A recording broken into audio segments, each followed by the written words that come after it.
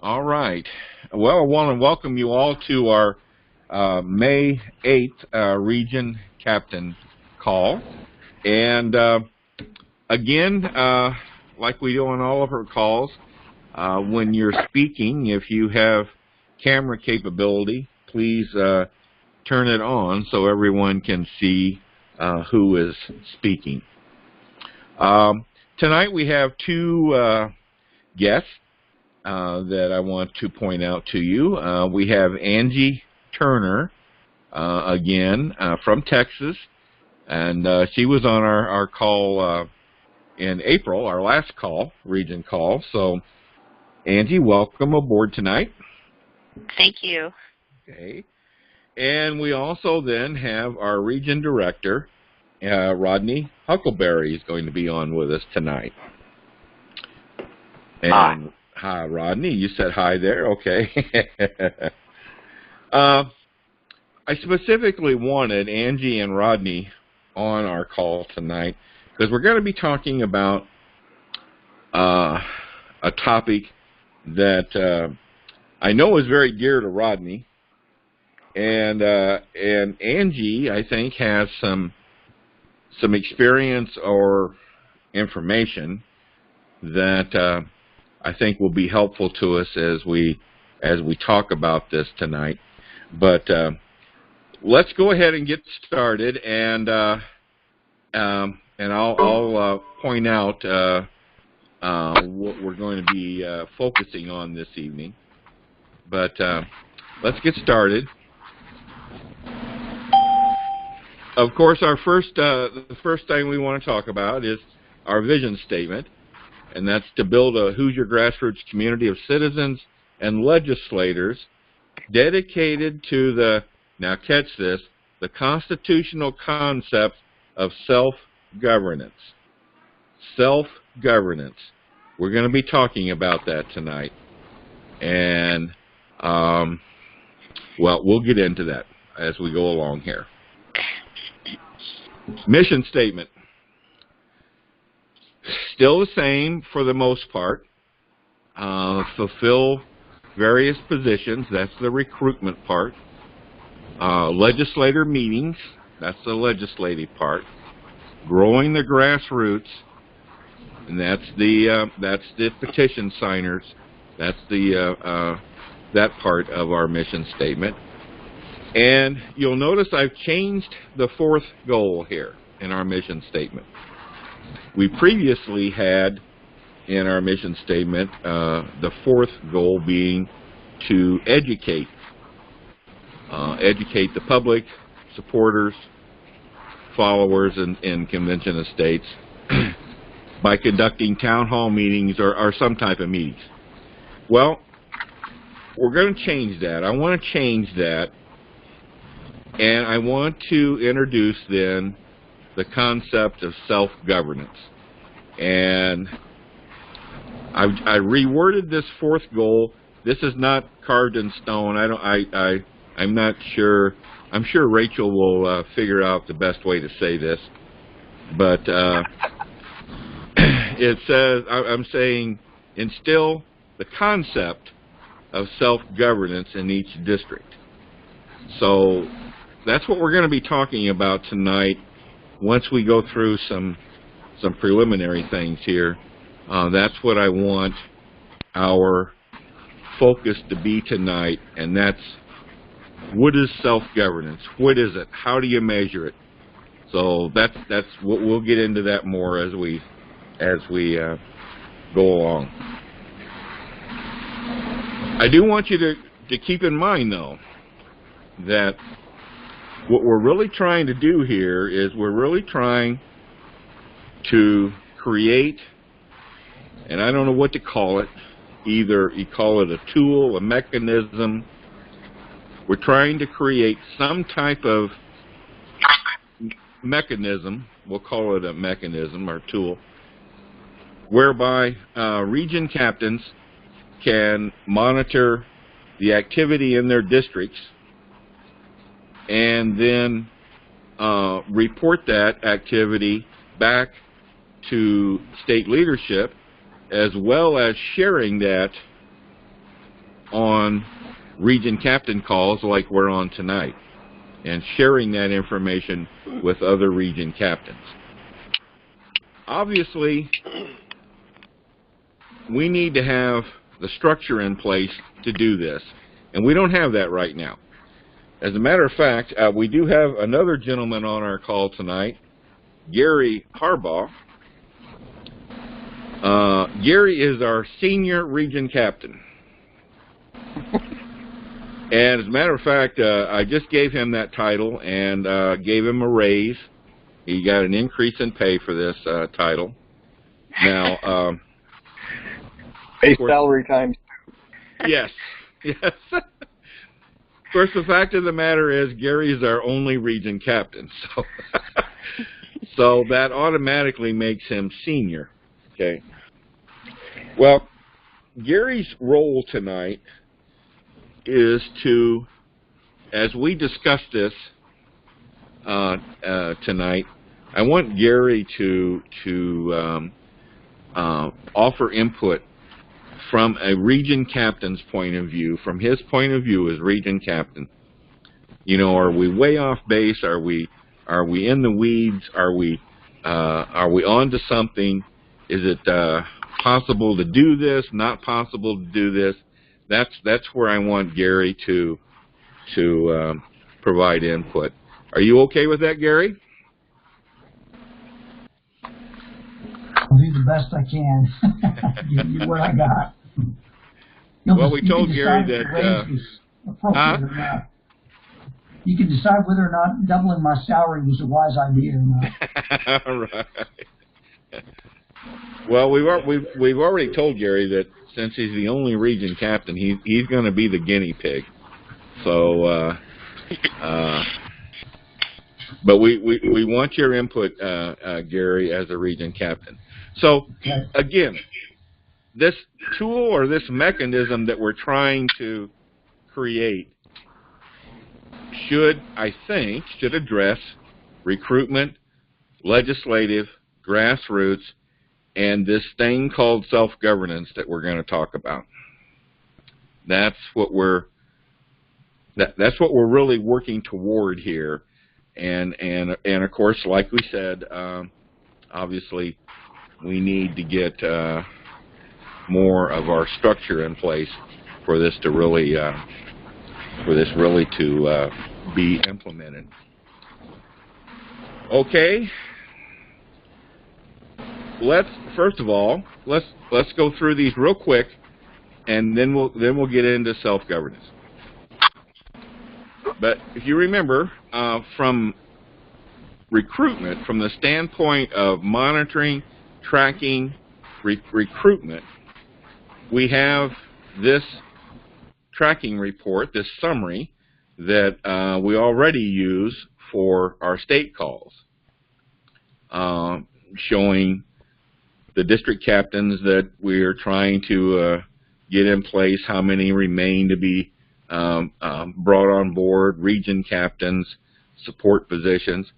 Now, this is pretty much George's realm, and as the state's grassroots coordinator, and so George will probably have some other reports or other information to contribute to this, but I would think we should be able to utilize this information to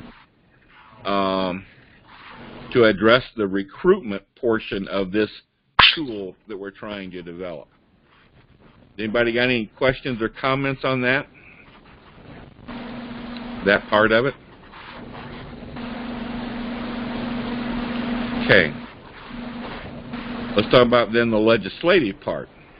And this is the part where we're trying to basically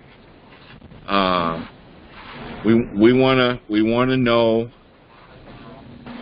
through this tool that we're creating, we want to know in each region and district, are the meetings being conducted?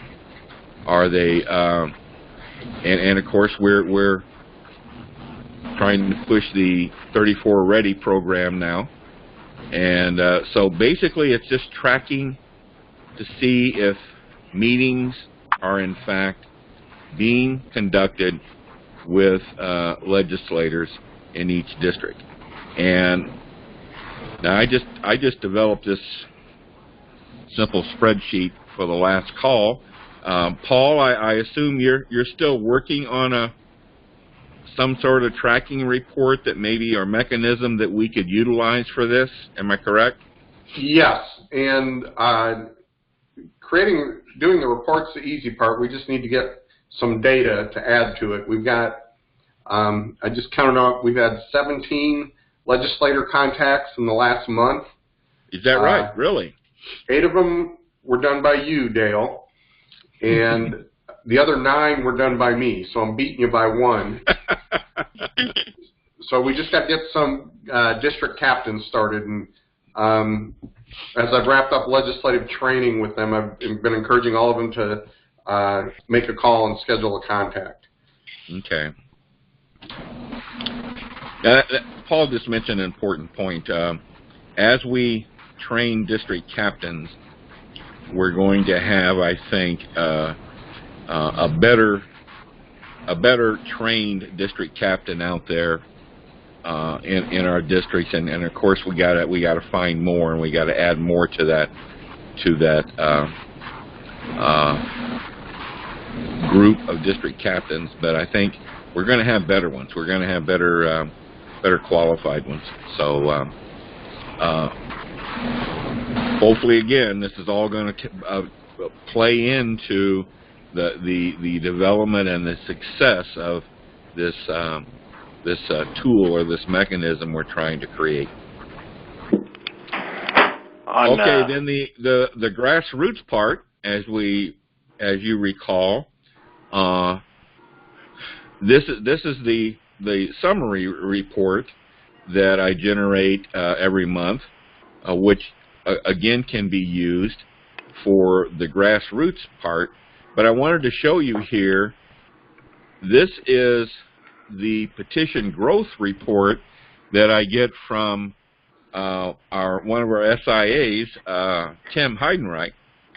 Each month, at the end of the month, he goes in, I think he pulls this out of LMS, and he pulls out the petitions signed in each district, summarized by region for the whole state. So it's this report that I use to create this summary. So this information is available to us, and I just want to say that, you know, again, this would be another source of information for that that region captain tracking tool mechanism that we're talking about. Okay, now we're getting to the biggie, and that's self-governance. And you know, I think we need to talk about, and I'm not saying we're going to get this resolved on this call tonight, but I think we need to start talking about what is self-governance, what are we going to define it as, and how are we going to measure it? How are we going to measure it? So, Rodney, why don't you? I know this is a topic that's dear to you, and I wanted to bring you on tonight. Why don't you lead off with your thoughts on the topic of self-governance and measuring and what you think it should be all about? Yeah, so first of all, the country as a whole has lost what self-governance is, and that's kind of the statement here, is getting back to where we should be as a nation and being involved in the community, local government, municipalities, and districts, and state level government as well. And it's kind of been a goal of mine I think Paul was on a legislative liaison webinar one night, and I think I remember him saying that something I said on there drove him to the 34 ready on there when I was talking about some of this. We also had Mark Meckler on a webinar where I kind of kicked it off, but I never got it to go anywhere. And Paul may have been the only one interested in it at the time, but no, I couldn't get any fire under anybody else. So the key to the whole thing was getting really in the past states, because the non-past states need to pass a resolution. They need to focus on that. In the past states, it's about educating the public. If you want to do like presentations, come up with one for self-governance and what it means and how you should get involved. And we're talking about attending, I don't know what you call them in Indiana. Here in Missouri, we call them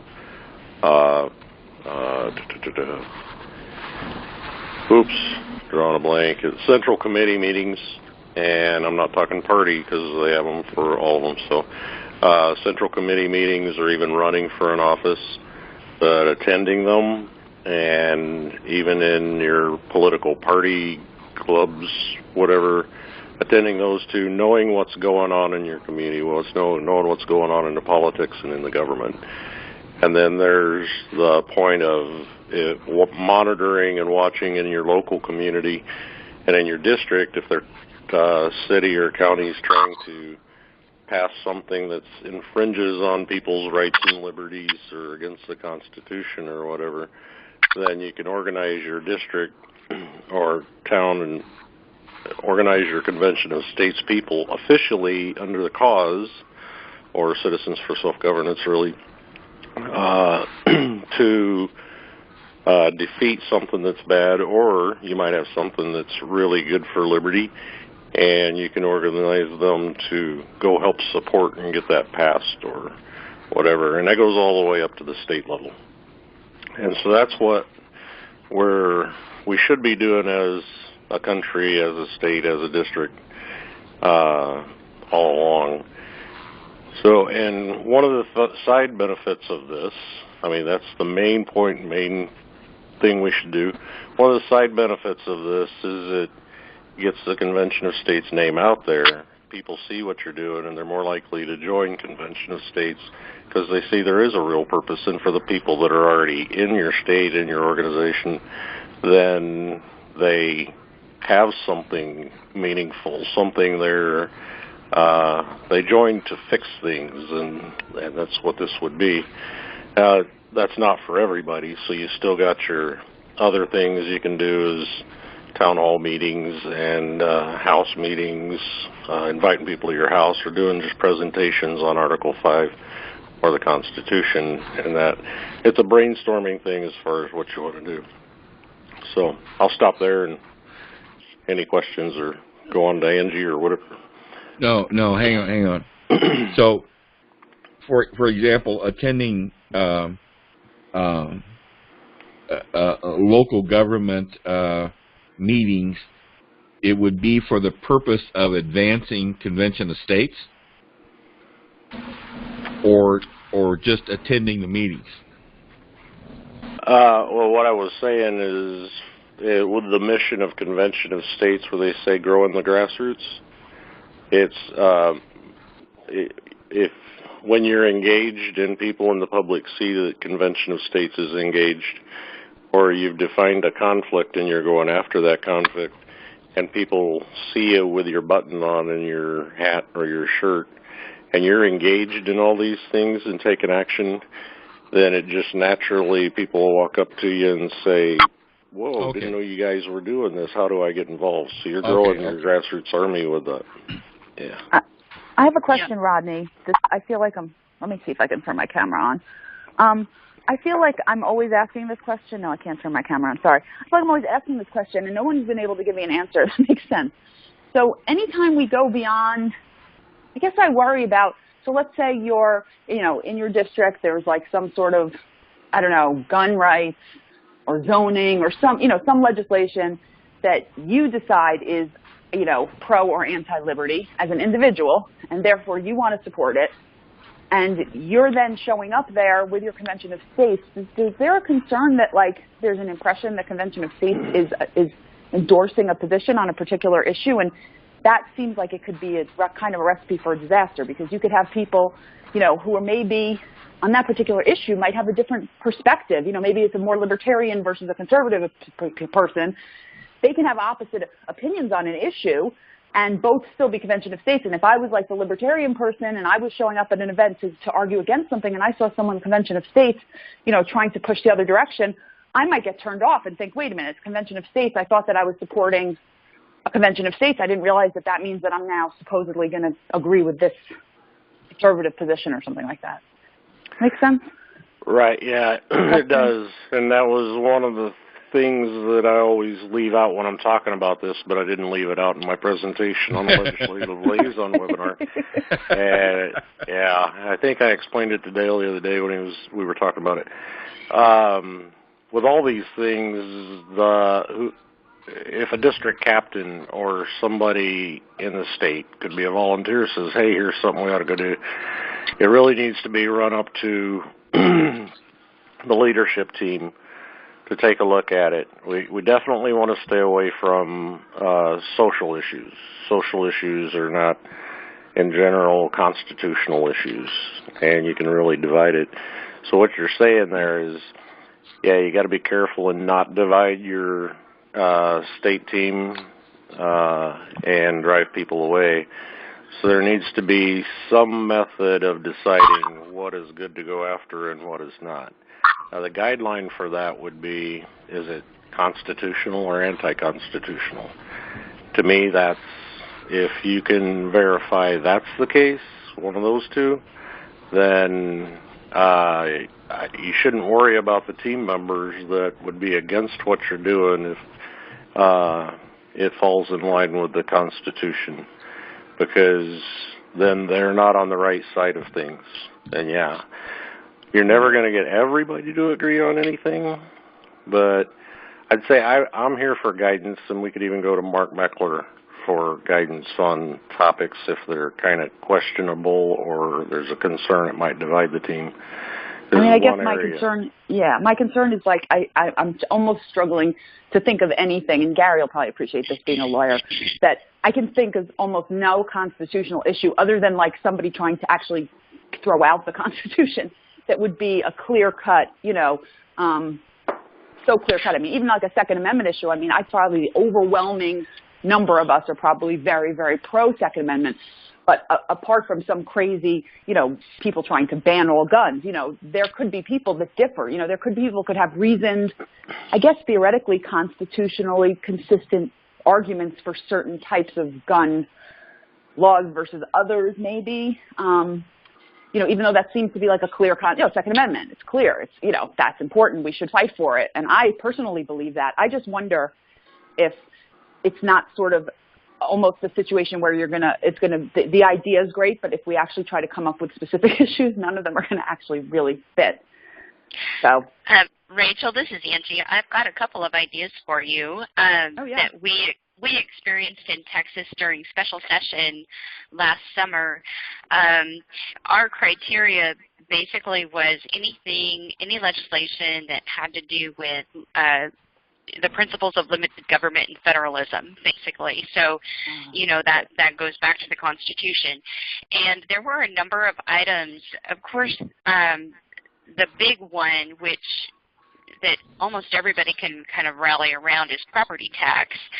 But one that comes to mind that specifically applies to limited government federalism is ordinances for cutting down trees, local ordinances that, you know, fine or restrict tree cutting, fine property owners.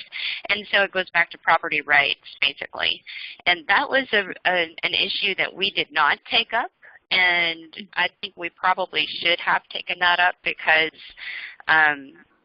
that, you know, like I said, directly goes back to the Constitution, private property rights, and it was a big hot issue in Texas, and I think probably all across the country, you know, in different localities. Another one would be annexation And so, staying away from social issues, you'll be surprised. There's quite a few other issues out there that are, part of media, part of the mainstream media news a lot of times, and we just aren't really trained to see it or not aware of it. But sometimes that stuff kind of comes out at you, and you'll discover it as you go along. Oh, thank you. That's helpful. On that media part, that's where another place you got to be careful, because you see something on the media and people just want to jump on it right away, and you really got to have a plan of attack and organize and all that. So it's like the news of the day doesn't really matter. It's that news of the day has probably been in the works for a while, so that's where it takes some people keeping their eyes open and watching. I give you a perfect example of what's going on in Missouri right now, and it's taken me a bit to press the state director here to get involved and get the state team involved. And they're calling it Clean Missouri. That's CLEAN, Missouri. Sounds all nice and good. One of the things they're promoting is limiting campaign donations drastically because of the dark money and all that kind of stuff. Well, there's a lot of people that are for that on the ground. And there's another piece of it, and I need to look it up, because about the third time I've talked about this in the last couple of days, and I can't remember the other one. But it sounds really nice, too.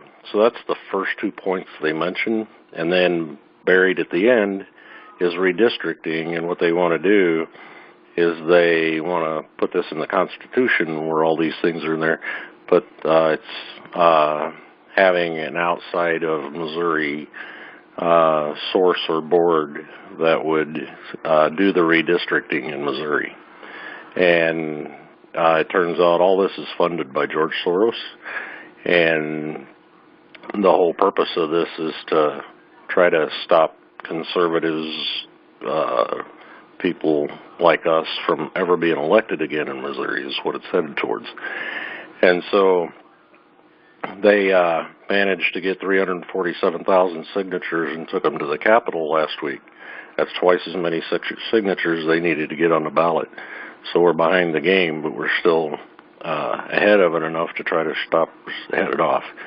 So I put the state director in touch with the guy that knows the most about this, so he can convince him and talk to him.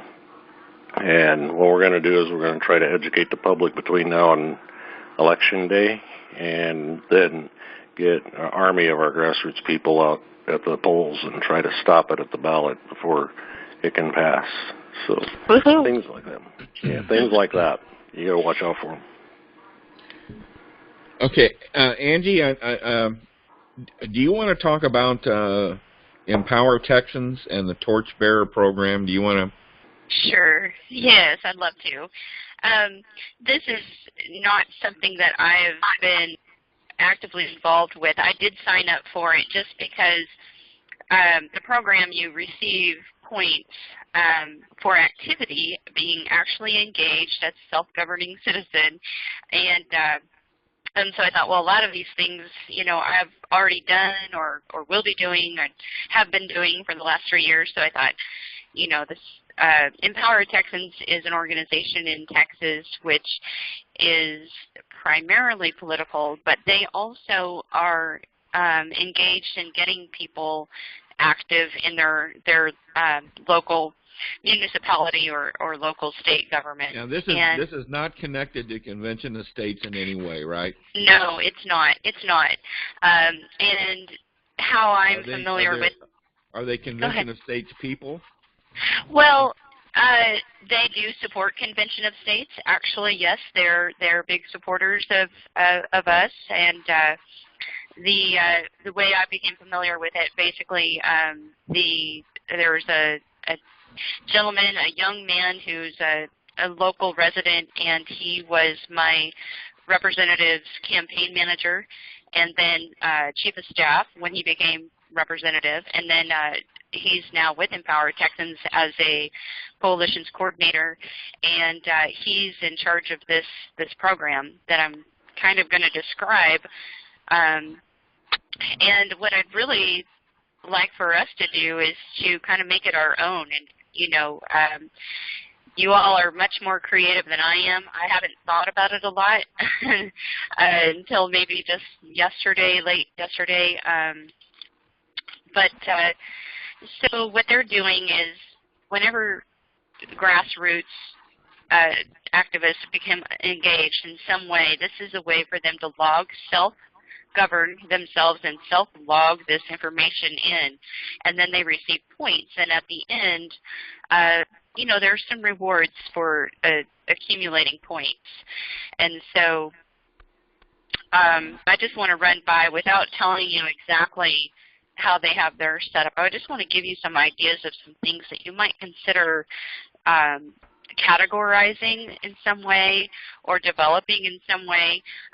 But some ideas are, or any kind of special project that the Indiana State team would assign to their leadership, or I'm not sure what term you use, if you use leadership or another term, but you would, you know, get some kind of points for that. So you would be responsible for reporting that into some, you know, a system and having that recorded.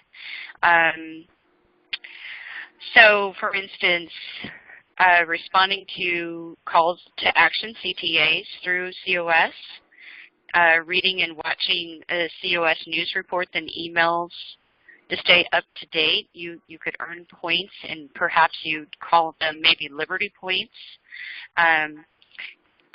Things as simple as applying a COS bumper sticker to your car. You could get, you know, a few points for that. Following COS social media platforms on Facebook and Twitter. Attending political meetings, meaning a Tea Party meeting or a major party meeting. Getting engaged somehow, you would earn so many points for that, perhaps Liberty points. Volunteering at the polls. You know, we all should be involved with our elections, regardless of what party that we might be involved with. Phone banking in unpassed states, and you know, I don't know if that's something you want to consider. We do have something called the Calvary, and let's see, show up for COS events. That's an easy one. Mm-hmm. Run for local office, school board. Run for your local school board. Get involved. Be a part of choosing the curriculum that the students learn from, or running for county commissioner board, something like that, locally.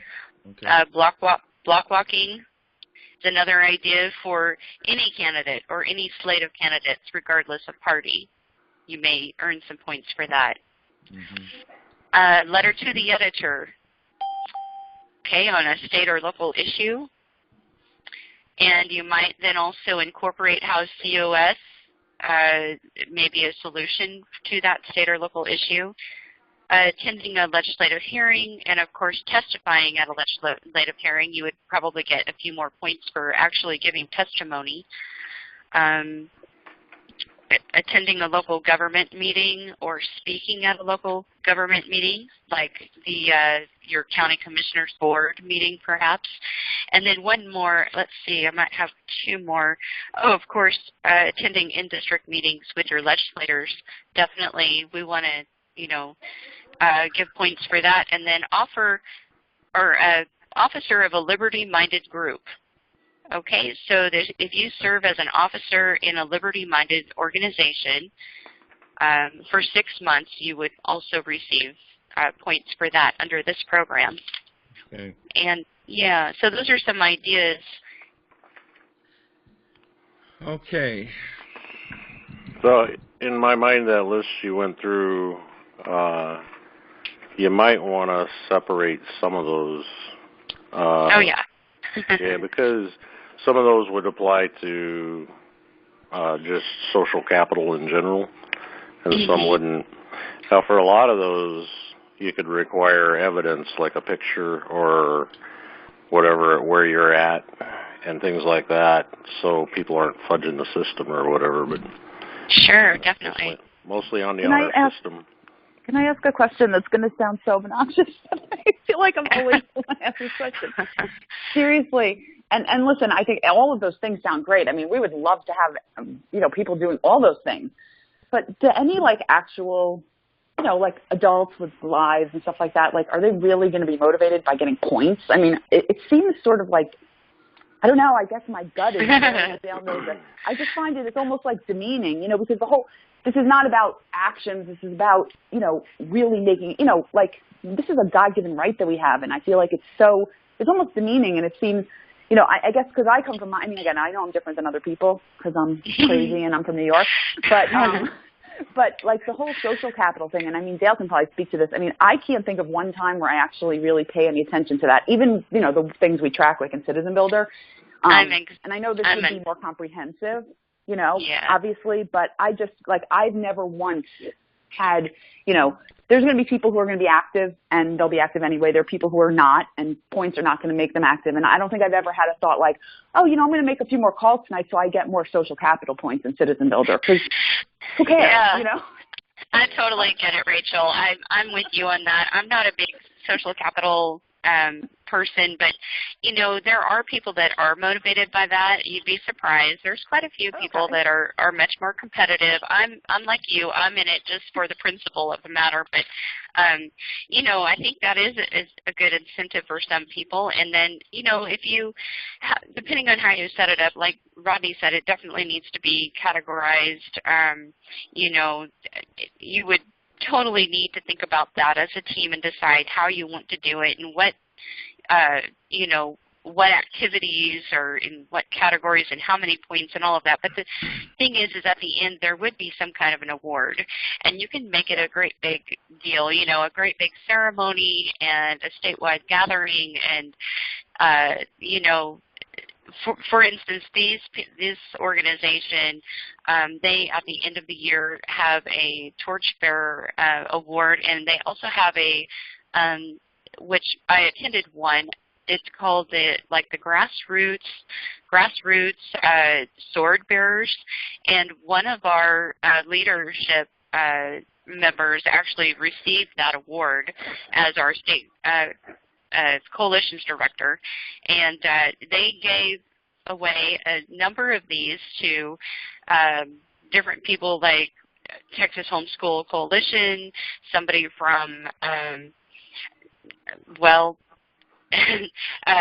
Texas for Vaccine Choice, and various organizations that are liberty-minded organizations, and they were actual swords, very heavy, mount on the wall swords, and for fighting the good fight. Yeah, it is pretty cool, and you can really make this up into a big deal, and I think it will definitely draw attention from a lot of people.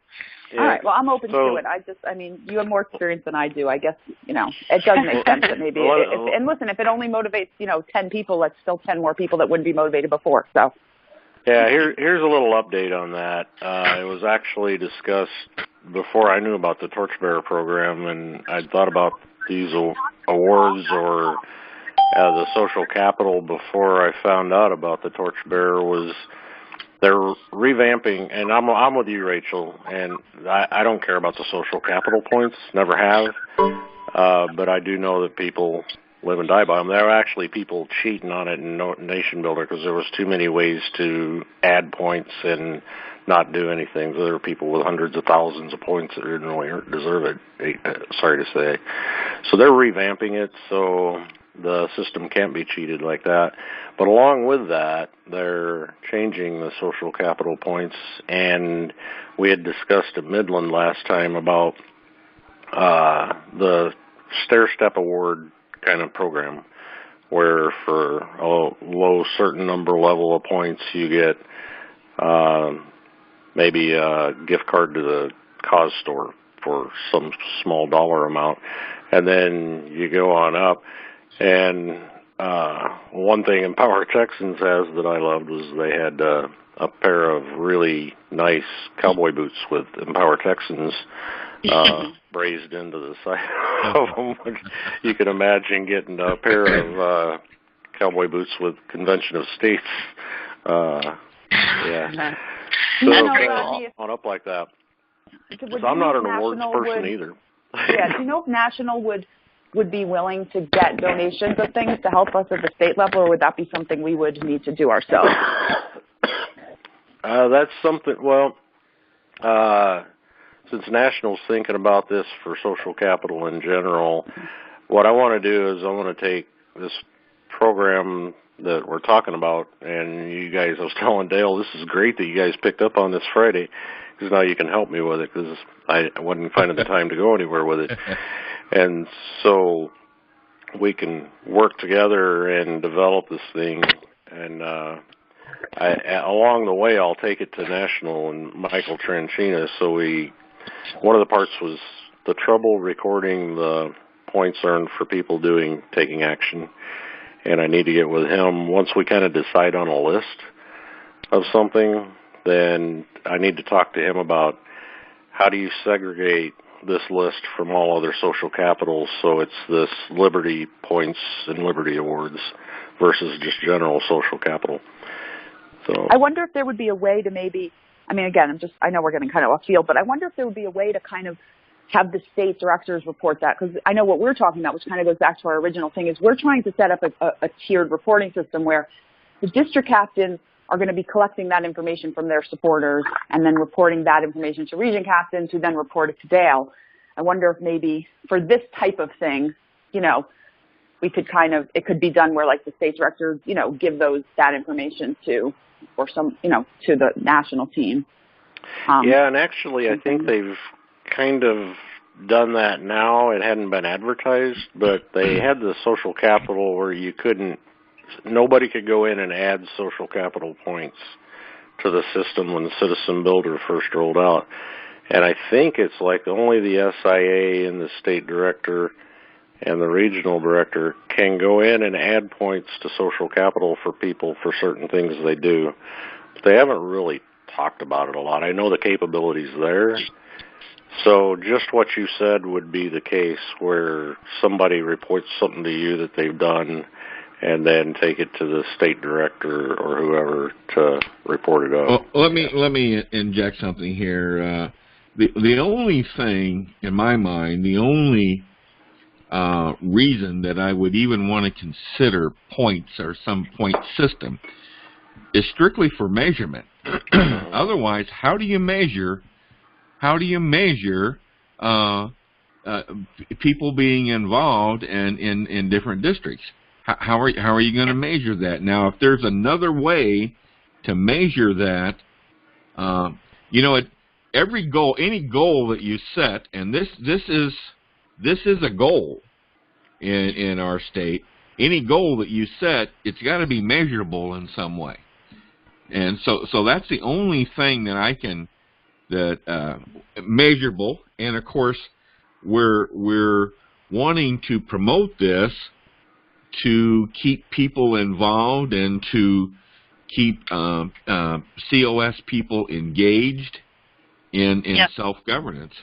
So and ultimately, Dale, you're right. That's what they get out of it. Ultimately, is the experiences of getting involved, and maybe they need a little bit of an incentive to do that, or make it a little bit of a game.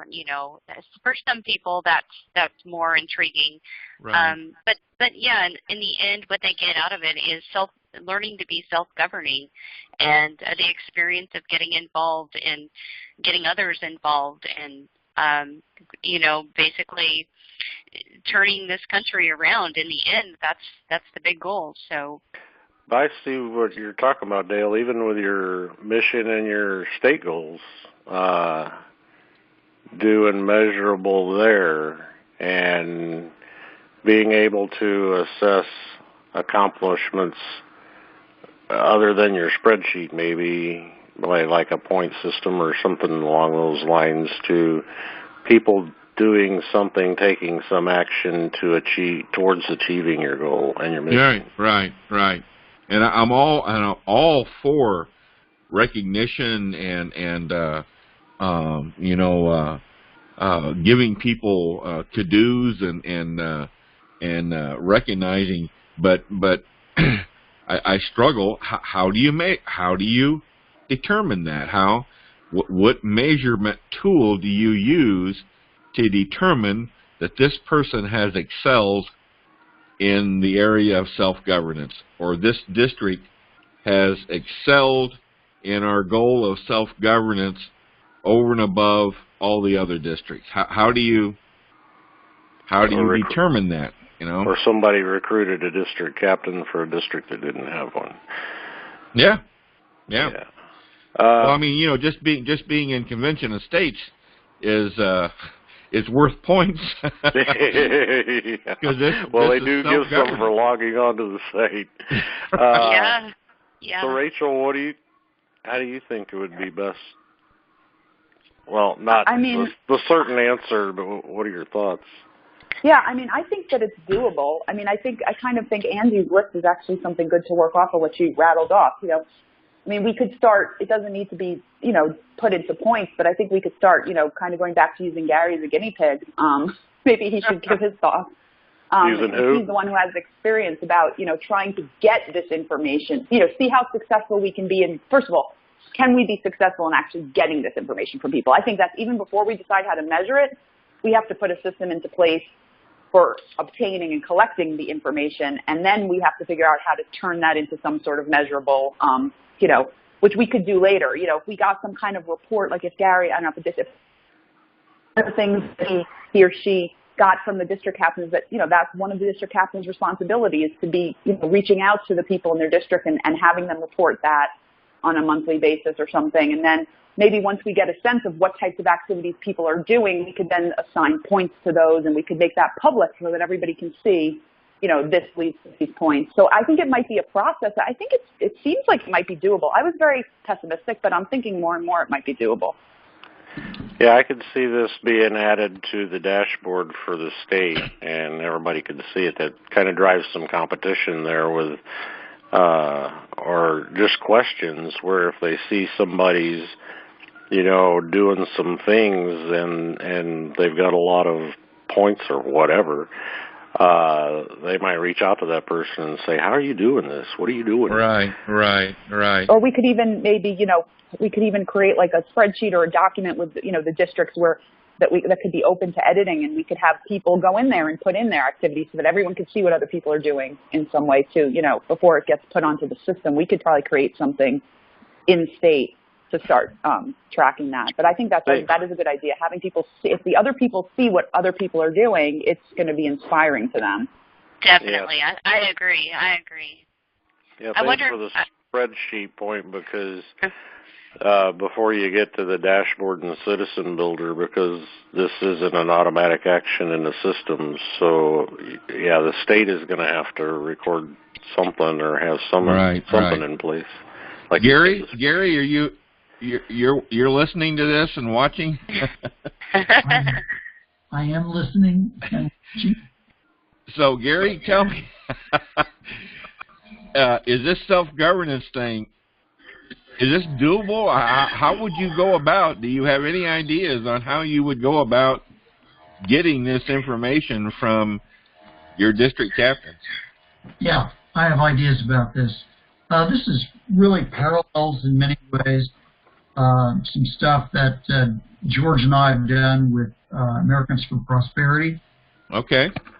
They encourage people that get involved with them to go to school board meetings, go to town, city council meetings, all these kinds of things, and just kind of see what's going on.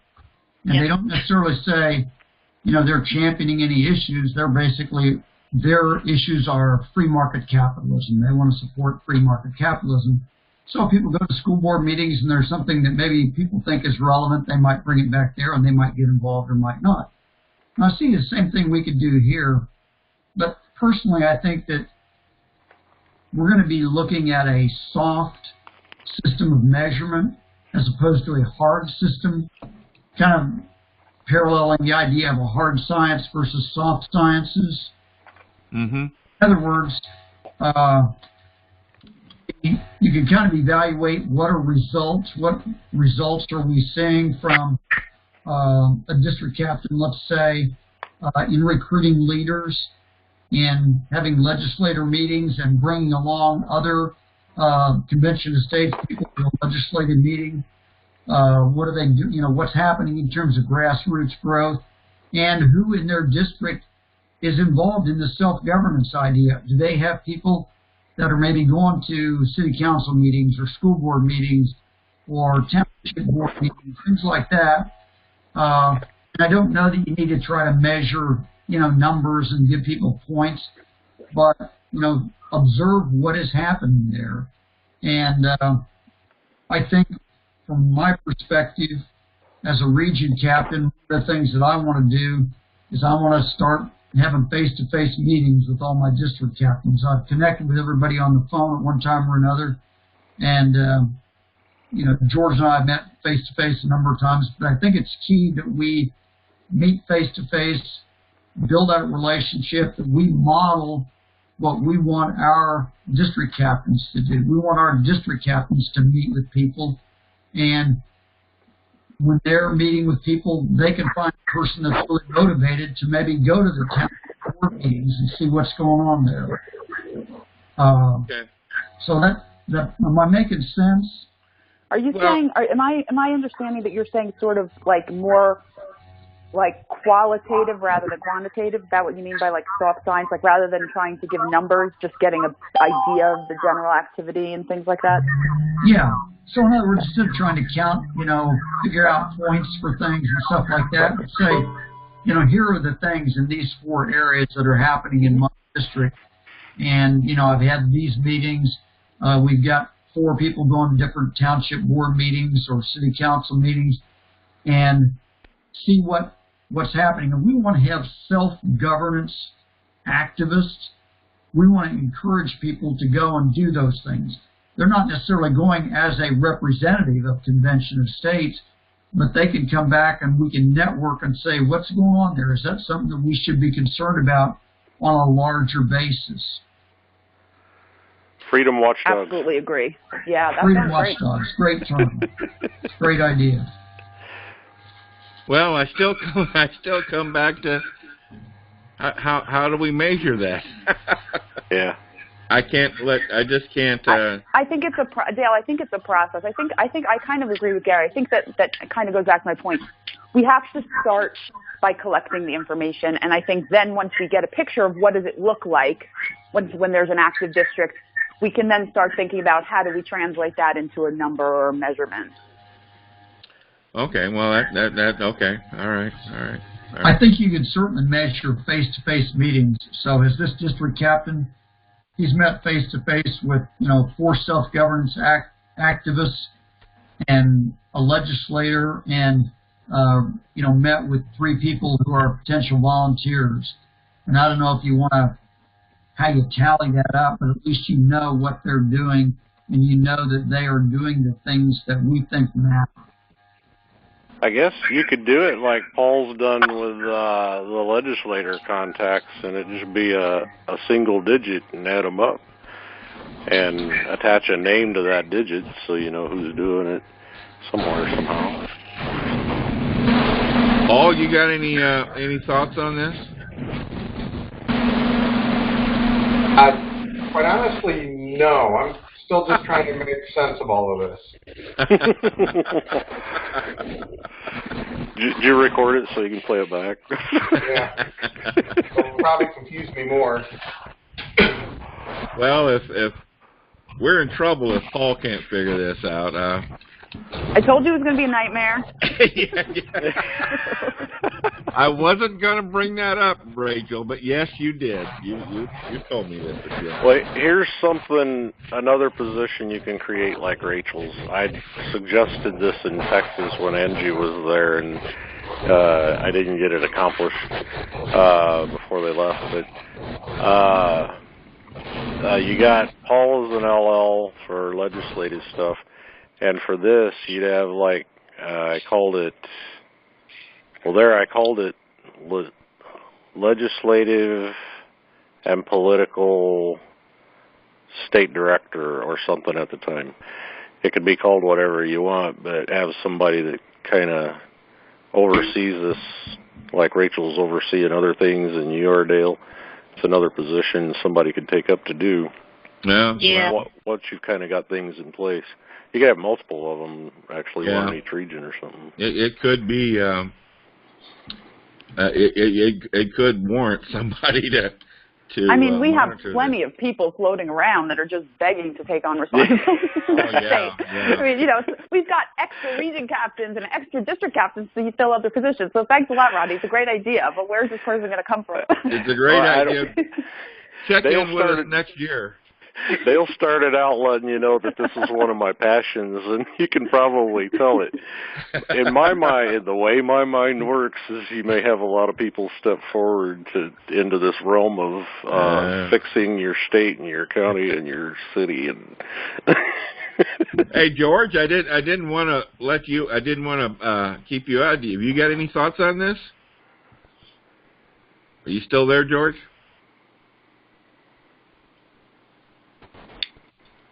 Can you hear me? Yeah, there you go. Okay. Hang on a second. I got kicked off a little while ago while Angie was talking. I came back on. Yeah. I was listening on the phone for a while. Camera's coming. Hang on. Ta-da. Okay. I don't know. Something's kind of sticking in my craw. I really can't identify it. My head keeps going back to the big picture. The reward for self-governance isn't points. It's a personal satisfaction. Am I coming across at all? Yeah. You know, that's a criticism. You know, and I just see a danger in this that people are going to be more concerned about getting points in the competition side of it than the patriotic side of it. Yeah. That's a good point. Good point. I mean, you know, good deeds don't necessarily need to be rewarded. Well, I think reward. Yeah, I think most of us on the call have kind of agreed with that, but I think we've also understood that some people just need that incentive. Maybe they don't. We could try it without it and see what happens.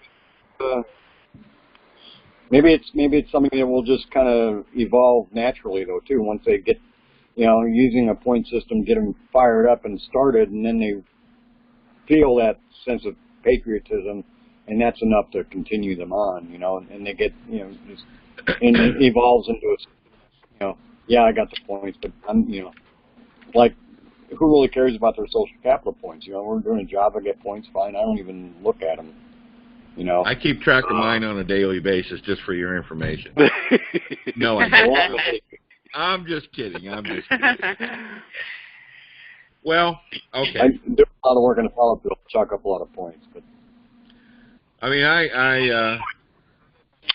you know, another, if I could just add, you know, instead of something you might consider, instead of doing actual points, you might just do rather some categories or boxes with these particular activities grouped in there or separated out, however you want to organize it, and instead maybe do levels.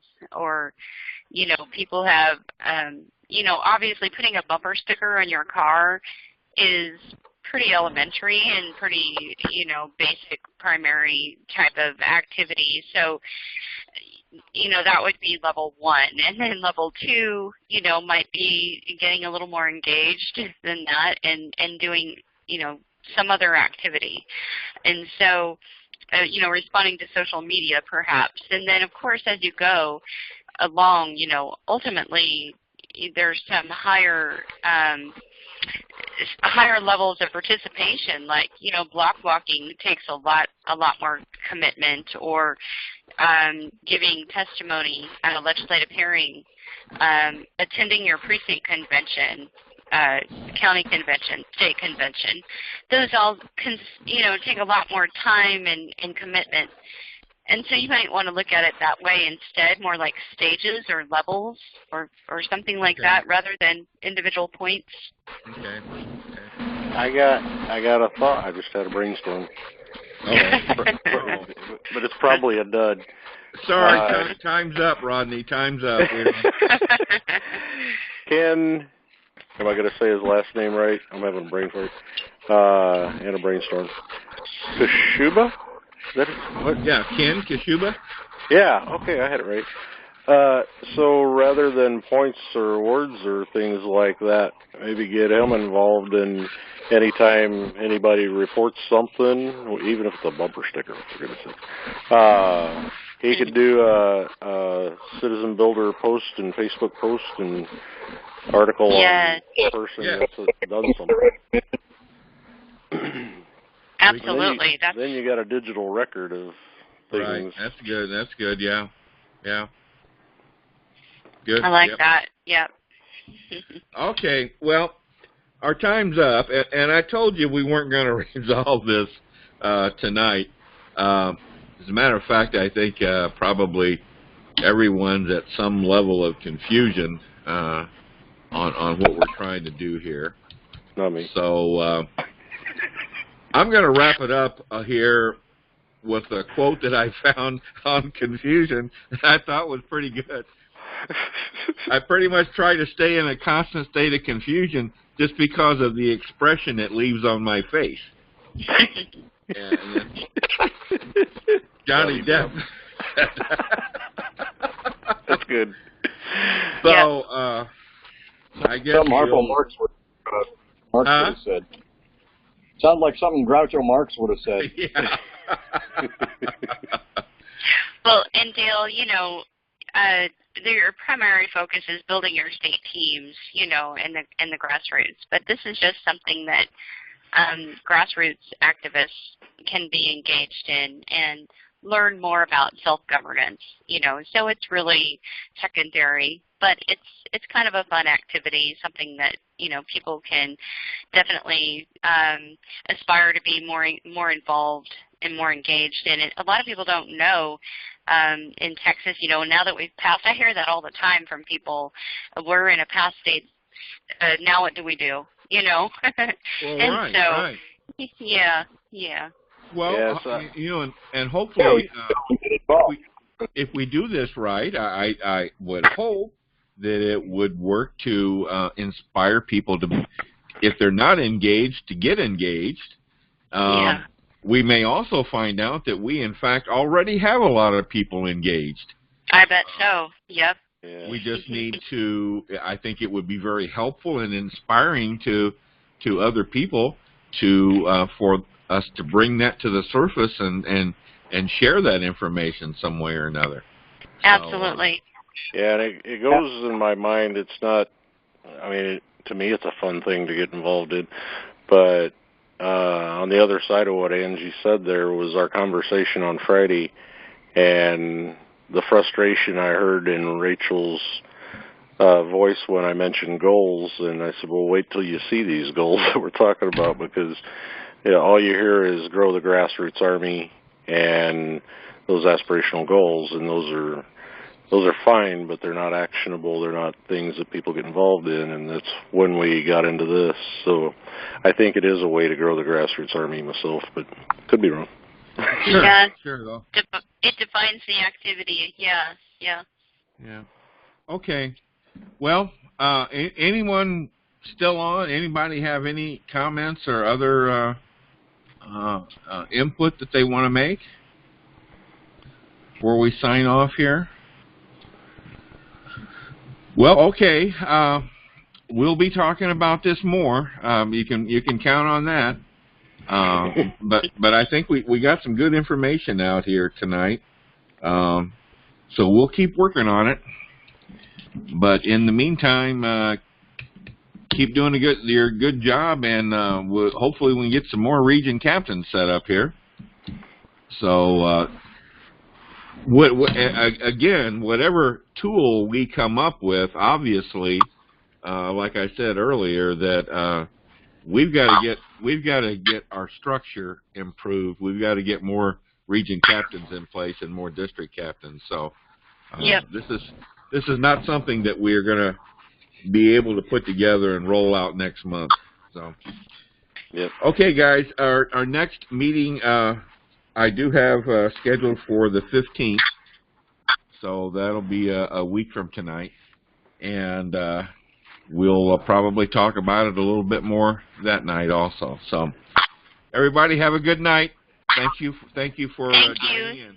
Thank you. Thank you, everybody. Have a good night. Good night. Thanks, Dale. Thanks, everybody else, too. Thank you. Thanks, Gary. Yep. Good night. Bye.